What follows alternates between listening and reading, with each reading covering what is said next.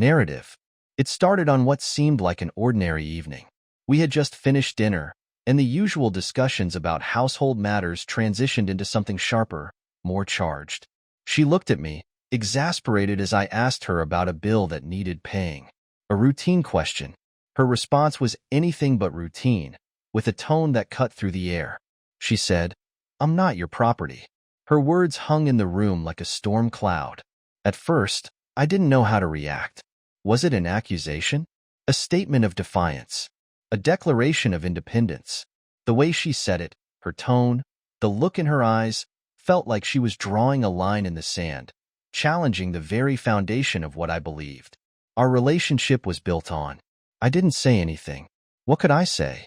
I just nodded, but inside something shifted. It wasn't anger. Not at first. It was something colder. Something resolute. Her words echoed in my mind as I cleared the table in silence. I thought about how much I had sacrificed over the years, working long hours, handling problems, and constantly making sure everything in her life ran smoothly. And now I was hearing that none of it mattered, because to her, I was apparently treating her like property. That night, I lay awake replaying the conversation. Was she right? Had I been controlling? Had I reduced her role in our relationship to something transactional? Or was this her way of shirking the responsibilities we both agreed to when we got married? It was impossible to tell what she truly meant, but one thing was clear to me: she didn't see herself as accountable to me in the way I had always seen myself as accountable to her. As I stared at the ceiling in the dark, a quiet resolve grew within me. Fine. I thought if she didn't want to be my property, I wouldn't treat her as such. But that also meant she couldn't expect me to shoulder the burden of being responsible for her. It wasn't about revenge. It was about fairness. If she wanted independence, I'd give it to her completely. The next morning, she acted like nothing had happened. But I was already different. The mental shift I'd made was absolute. I decided to keep my actions subtle, at least at first. No grand announcements. No confrontations. Instead, I'd let the situation speak for itself. When she asked if I'd pay a bill that week, I told her calmly, "You can handle it." She gave me a confused look, but didn't say much. It was a small thing, but to me it was symbolic. I wasn't going to be her caretaker anymore. I wasn't going to manage her life while she dismissed my role as something oppressive or insignificant. Throughout the day, I noticed other opportunities to let her take the reins. When the faucet in the kitchen started leaking, I didn't grab my toolbox when her car needed gas. I didn't take it to the station like I usually would. Each time she seemed puzzled, maybe even annoyed, but she didn't push back. Not yet. The declaration she had made the night before was still fresh in my mind, fueling my determination. I wasn't angry. I was focused. This wasn't about punishment. It was about balance. If she didn't want to be treated like she belonged to me, then she couldn't expect the privileges that came with that kind of relationship. I wouldn't interfere in her life, but I also wouldn't prop it up. By the end of the day, I could sense a slight tension in the air. She noticed that something was off, but she hadn't connected the dots yet, and I wasn't about to explain it to her. If she wanted independence, she'd have to own it. Every single part of it. That evening, as I lay in bed once again, I felt an odd sense of clarity. This wasn't a game or a temporary phase. This was a shift in how I saw our relationship and how I would handle it going forward. Whatever came next, I was ready to let her see exactly what life without my ownership truly looked like. The next morning, I woke up early as usual, but this time I didn't feel the familiar sense of obligation pulling me out of bed. I stayed there for a few extra minutes, listening to the sounds of her morning routine, starting down the hall. Normally I'd be the one making coffee, but today I stayed put. Let her take care of it. I thought when I finally got up, I found her in the kitchen, standing near the coffee maker with a mug in hand. The car keys were next to her, and I could tell she was expecting me to mention her oil change, something she'd been reminding me about all week, but I didn't. I poured myself some coffee and sat down, scrolling through my phone as if it were just another day. "You're going to take the car in today, right?" she asked after a few minutes of silence. I didn't look up. "No, you can handle that." She froze her mug halfway to her lips. "What do you mean? You always take care of that." I shrugged. "Not this time. It's your car." Her eyes narrowed slightly, but she didn't say anything more. She left the house with a brisk clip, "Goodbye," and I could hear the faint slam of the car door as she drove off. That was the first small crack in the routine, but it didn't end there. Throughout the day, I went about my business with a deliberate detachment. She called me during her lunch break to remind me about an insurance payment, something I'd always handled without fail. "Hey, don't forget the car insurance is due tomorrow," she said casually. I didn't hesitate. "You can pay it. The account details are in the folder." There was a pause, just long enough for me to sense the confusion on the other end. "Why are you acting like this?" she finally asked. I kept my tone calm. "I'm not acting like anything. I'm just letting you handle things you're perfectly capable of doing." The line went quiet again before she let out a short, disbelieving laugh. "Okay, fine. Whatever." When she came home that evening, the tension was palpable. I deliberately left a couple of things undone, like not taking out the trash, something I usually did without fail. I could see her glance at the overflowing bin as she walked into the kitchen. She didn't say anything, but her frustration was written all over her face. Dinner was another quiet affair. She was waiting for me to say something, to explain myself, but I didn't. I cooked for myself. I left the dishes in the sink and went back to my own tasks without offering to do anything for her. It wasn't spite. It was a quiet demonstration of what life looked like without the responsibilities she had come to expect me to shoulder.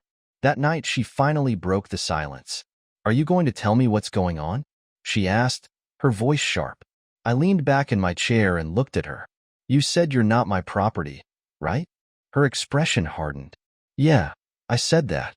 "Well," I replied evenly, "if you're not my property, then you're not my responsibility either." Her mouth opened as if she were about to argue, but no words came out. She stood there for a moment, staring at me before turning and walking out of the room. I heard the bedroom door closed with a sharp click as I sat there in the quiet aftermath. I felt a strange mix of emotions. This wasn't easy. There was no satisfaction in watching her struggle with the shift in our dynamic, but I knew it was necessary if she wanted independence. I was determined to let her have it, even if it meant dismantling the foundation we had built together. One small piece at a time. The next few days were a quiet unraveling. I stuck to my plan, maintaining my calm exterior while removing myself from tasks and responsibilities I once handled. Without a second thought, the cracks in our routine grew wider with every passing day. The first significant break came one evening when she returned from work. The house was darker than usual, and the trash was still sitting by the door where I had left it. Normally, I'd have already taken it out, turned on the lights, and started dinner. Instead, I was in the living room watching a show completely unbothered. She walked in, glanced around inside, audibly. "Are you seriously just sitting there?" she asked, her voice tinged with frustration. I didn't even look up. "Yep. Long day." She dropped her bag onto the counter with more force than necessary. "You could at least take out the trash." I shrugged. "It's not that heavy. You can manage." Her eyes widened slightly, as if she couldn't believe what she was hearing. For a moment, it seemed like she might argue, but instead she grabbed the trash bag and stormed out the door, slamming behind her. The next morning, I woke up to find the sink piled with dishes. It was the first time I'd seen her leave them unwashed. A small act of defiance. She wasn't going to let me win easily, but I wasn't looking to win. I was looking to make a point. Throughout the week, the dominoes continued to fall. The groceries ran low because I didn't restock the pantry. Her laundry sat untouched in the basket, even though I'd always done it without being asked. Small inconveniences began to stack up, and her frustration grew more visible with each passing day. By midweek, the tension reached a boiling point. She came home after work to find that I hadn't paid the utility bill. I knew because the lights had been shut off earlier that afternoon. I could have paid it in a few minutes, but I didn't. This time I wanted her to feel the consequences directly.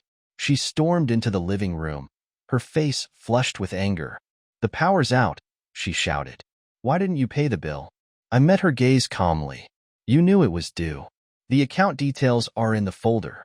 She threw her hands up in exasperation. "Why are you doing this?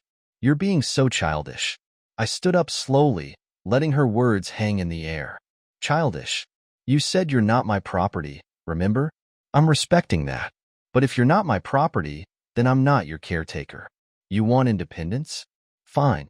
But independence means taking responsibility for your life. Her expression faltered for a moment, as if she wasn't sure how to respond. Then, with a bitter laugh, she shook her head. This isn't independence. This is just you being petty. I didn't argue. I just let her words hang in the air as I walked past her into the kitchen. I wasn't interested in convincing her. I wanted her to understand. That night, she ended up on the phone with customer service, trying to sort out the power issue.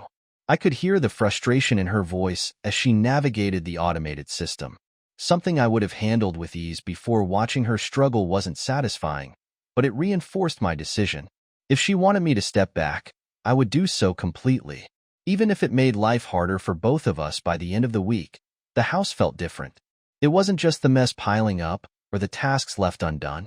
It was the silence, the unspoken tension between us. We had slipped into a cold war of sorts, each testing the other's limits. The once seamless rhythm of our relationship had become disjointed, a series of missed beats and awkward silences. And yet I remained steadfast. If this was the path she wanted, I would follow it to its conclusion, no matter where it led. By the end of that week, the tension in the house was suffocating. The power had been restored, the trash finally taken out and some of the groceries restocked, but not by me. She was doing the bare minimum to keep things functioning, but the weight of our unraveling routine was visible in her every move. The silence between us had turned into a battlefield, each of us waiting for the other to speak first. That Saturday morning, I was sitting at the kitchen table, drinking coffee and scrolling through my phone. She walked in, her hair still messy from sleep, and went straight to the fridge. The empty shelves greeted her, and she slammed the door shut. "This can't keep going," she said, her voice tight. I didn't look up. "What can?" She spun around to face me. "This, whatever this is, you're acting like you're some passive observer in this house. We're supposed to be a team." I put my phone down and leaned back in my chair. "Are we? Because last time I checked, you said you're not my property. Teams rely on responsibility, and I don't think I'm part of yours anymore." She crossed her arms, her jaw tightening. "Don't twist my words. I didn't mean I wanted you to check out of our life completely." "Well, that's the thing about words," I replied, my tone calm but firm. "Once they're out there, they mean something. You made it clear. You don't want to feel like you owe me anything. Fine, but that goes both ways." Her frustration boiled over. "This isn't about owing anyone anything. It's about respect, about not feeling like my life revolves around your decisions." I stood up, the chair scraping against the floor. "Respect," I said, my voice finally rising. "Do you think respect is me silently fixing every problem, paying every bill and cleaning up every mess without so much as a thank you? Do you think respect is telling me that all of that effort makes you feel like property? Because if that's what you think, then you don't know the first thing about respect." She flinched, her arms dropping to her sides for a moment. The fight drained out of her, but then she straightened, her voice quieter but no less firm. "I didn't ask for this. I didn't ask for you to do everything." "No," I said, stepping closer. "But you expected it. Every time I stepped in to make things easier, you let me. Every time I picked up the slack, you leaned on it. And when I tried to talk about how it felt to carry all of that, you dismissed it as control." Her eyes glossed over, and she looked away, her hands clenching into fists. "So what now?" she asked, her voice breaking slightly. "Do we just keep tearing each other apart?" I didn't answer right away. Instead, I turned back to the table, picking up my coffee cup and staring into it. "I don't know," I admitted finally, "but I do know I'm done being the only one carrying the weight. If this is what you wanted, true independence, then you've got it. But don't expect me to pick up the pieces when things fall apart." She stood there for a long moment, as if waiting for me to take back my words. When I didn't, she let out a shaky breath and walked out of the room. I heard the bedroom door close softly, this time a far cry from the slamming doors of the past few days. I stayed in the kitchen for a while, my coffee growing cold in my hands. The house felt impossibly quiet, the kind of silence that settles in after a storm. For the first time, I wasn't sure if there was anything left to salvage, or if either of us even wanted to try. After that confrontation, things didn't magically resolve. If anything, the divide between us seemed to deepen. Days passed in a strange, tense limbo where we shared the same space but moved around each other like strangers. Every interaction felt calculated, every word measured. It was clear that neither of us knew how to bridge the gap, or if we even wanted to. The first ripple of consequences came when her friend Emily called. Normally, Emily would call her directly, but this time she reached out to me. "Hey," she said cautiously. "I've been trying to get a hold of her, but she's not answering. Is everything okay?" I hesitated. "She's fine," I replied. "Just busy." "Busy?" Emily sounded skeptical. "She missed lunch with us on Saturday." "That's not like her." I didn't know what to say, so I deflected. "Maybe you should ask her about it." That seemed to be the end of it, but it wasn't. A few days later, my mother called. Apparently, my wife had confided in her during a moment of frustration. My mother's tone was stern, the way it had been when I was a teenager in trouble. "What's going on between you two?" she demanded. "She said you're refusing to help with anything. That doesn't sound like you." I sighed, pinching the bridge of my nose. "It's complicated." "Well, maybe you should." "Uncomplicated," she snapped. "Marriage isn't about keeping score. It's about partnership." Her words stung, but I didn't argue. There was no point in explaining the nuances to someone who wasn't living in our house, who didn't feel the weight of unspoken expectations and resentment that had built up over years. The fallout wasn't just personal, though. The strain started creeping into other areas of our lives.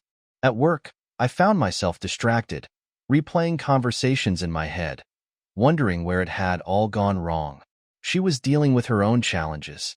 I overheard her on a Zoom call with her boss, apologize for missing a deadline. That wasn't like her. She was always the one who had it together, who stayed on top of things. But lately, the cracks in her professional demeanor were starting to show. One evening, I came home to find her sitting on the couch with her laptop open, her face buried in her hands. She looked up when she heard me come in, her eyes tired and red. "The Wi-Fi isn't working," she said flatly. "I called the provider, but they said the account is overdue." I stood there for a moment, torn between stepping in and letting her handle it. Finally, I said, "You know how to pay it, right?" She didn't respond. Instead, she closed the laptop and leaned back against the couch, staring at the ceiling. "I can't do this anymore," she whispered. Her words caught me off guard. "What do you mean, this?" she said, gesturing vaguely at the room. "All of it. I feel like I'm drowning, and you're just standing there watching." I wanted to argue, to remind her that this was the independence she had asked for, but looking at her in that moment, I couldn't. She didn't look defiant or strong. She looked exhausted, and that's when it hit me. The consequences of our standoff weren't just affecting her. They were affecting both of us. The house was a mess. The bills were piling up, and we were both too stubborn to admit that this wasn't working. Whatever point I had been trying to make was starting to lose its meaning in the face of what we were actually losing each other. I sat down across from her, the silence between us heavy for the first time in weeks. It didn't feel like a battle. It felt like a stalemate, like we had both run out of moves. I didn't want it to get to this point. I said finally.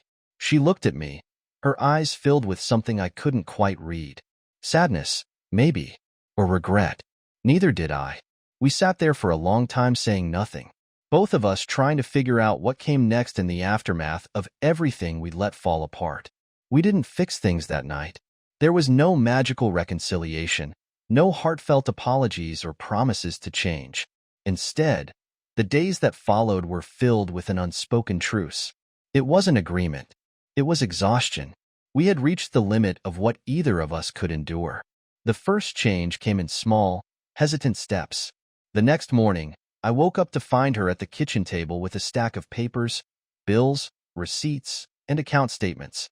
She looked up as I entered the room, and for a moment we just stared at each other. Then she gestured toward the chair across from her. "Can we go through these together?" she asked quietly. It wasn't an apology, but it wasn't defiance either. I sat down and we started sorting through the mess we'd both ignored for too long.